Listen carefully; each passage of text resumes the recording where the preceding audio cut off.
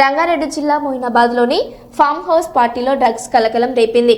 Form హౌస్లో drugs party జరుగుతుందని పక్కా సమాచారంతో పోలీసులు దాడి చేశారు. పోలీసులు రాగానే తుపాకీతో కాల్పులు జరిపించడంతో తుపాకీని స్వాధీనం చేసుకున్నారు. మాజీ ఎమ్మెల్యే పైలట్ రోహిత్ రెడ్డి ఆ పార్టీలో డ్రగ్స్తో పట్టుబడినట్లు తెలుస్తుంది. ఏలూరు ఎంపీ పుట్ట మహేష్, రియల్టర్ నిబిద్ శర్మ, మిశ్రా రితేష్ రెడ్డి, రమేష్, శ్రవణ్, విజయ, కృష్ణ పోలీసులు అదుపులోకి తీసుకున్నారు. డ్రగ్స్ టెస్టులో రోహిత్ రెడ్డి, ఎంపీ పుట్ట మహేష్తో సహా 5గురిని పాజిటివ్ వచ్చిందని పోలీసులు తెలిపారు. వారిపై కేసు నమోదు చేసి స్టేషన్ బెయిల్ ఇచ్చి పంపినట్లు తెలిపారు.